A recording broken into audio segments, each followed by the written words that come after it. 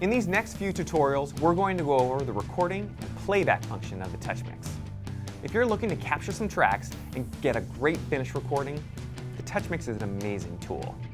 After you've recorded your tracks, you can either get a mix down on the TouchMix itself, or you can import those tracks into your favorite DAW for some more post-production. Before we get started, it's important to understand that the TouchMix is not a DAW.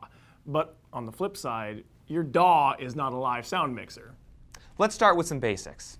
A TouchMix 16 can create up to 22 tracks of 32-bit wave audio files at a time. Now that's a whole lot of ones and zeros, so it requires a hard drive that's capable of reading and writing at a very fast rate. You'll need about 8 or 9 megabytes of storage for every minute of track. Now we found that the best results come from a USB 3.0 drive that spins at 7,200 RPM and uses an external power supply like this one. However, there are solid-state drives without an external power supply that work great too. Check out the QSC website for the most recent list of qualified hard drives. It's also possible to successfully use a USB thumb drive when recording a single stereo track.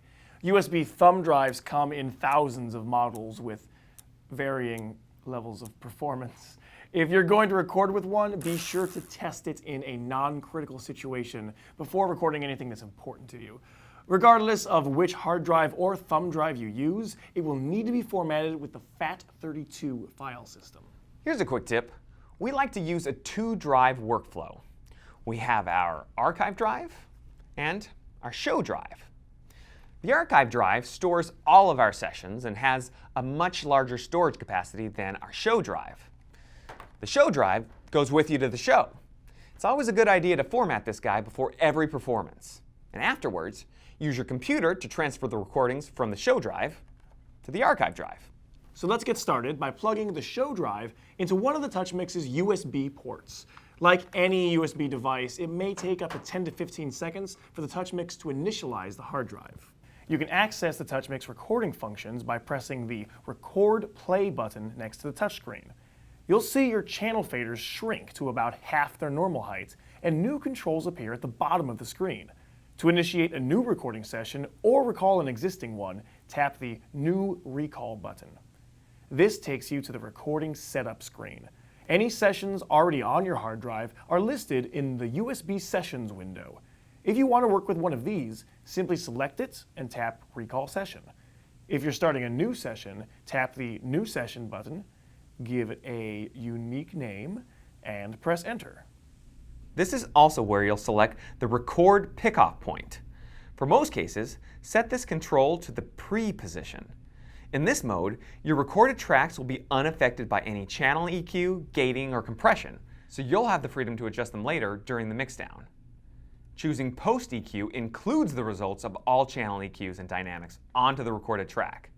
When you're done setting up your session, press the Record Play button again, and you'll see your session's name displayed here. Now that you're ready to record, you need to tell the mixer which tracks you want to capture. At the bottom of every channel are 2 controls, Track and Arm.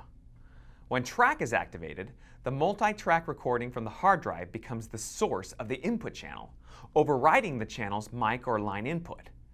This will be useful in playback functions, which we'll cover in another video. To record a channel, you'll want to make sure that Track is set to off, so you'll have access to the Arm switch. Tap this switch for every channel you want to arm for recording. You'll also see the record indicator appear on all the armed channels. Then, tap the Record button and start playing, because the TouchMix is recording. Here's a workflow tip, one thing that's very important. When you're done with your session, be sure to hit the Stop button before you disconnect the hard drive or power down the mixer. When you hit the Stop button, the TouchMix creates a project file for the session. Without that file, you can't recall your recording on the TouchMix or import it into a DAW. Basically, your recording is hosed. Now, so far we've been telling you about multi-track recording, but what if you just want a stereo recording and you don't want to mix down tracks after the gig? Here's what you do. If you go to the Stereo in 2-track fader bank, you'll see a channel called 2-track record. Here, you can record the main left and right mix. On the TouchMix 16, you also have the option of recording one of the stereo aux mixes. So why would you want to use the aux outputs instead of the main outputs? After all, it sounded good in the house, so the recording should sound good, right? Not necessarily. Say you've got this guitar player with a screaming 412 cabinet and a killer amp head. His stage volume is so high that you don't really need to put any guitar in the PA. On the other hand, the keyboard is plugged directly into the TouchMix. Without the PA, the keyboard can't be heard at all.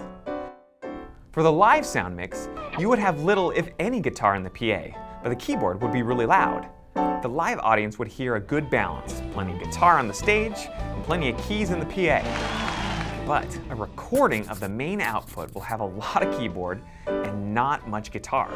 Ironically, the instruments that are loudest on stage will be vastly underrepresented in the stereo mix. Here's what I'm telling you. A recording from the main stereo output of the TouchMix is only going to sound like what you're sending to the PA, but it's not going to capture what your group sounds like in the room.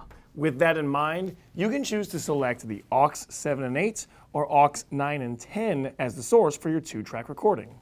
Then set up a mix on the corresponding aux with the right blend of keyboards and monster guitar rig. You'll probably want to use a set of headphones when you're setting these aux levels so that you're not distracted by the PA levels. And there is another use for the stereo recording function. You could use it to make a mixdown of the multi-track recording on the hard drive. Select track as a source for all the input channels and main as the source for your 2-track record channel. Then arm the 2-track channel to record. Listen to the main output and mix your tracks so they sound the way you like. Then set the play indicator to the song start and push the record button. The multi-track recording will play back and be mixed to a stereo track. So those are the basics for recording your gig. In the next tutorial, we'll show you what to do with your recordings after your gig. See you next time.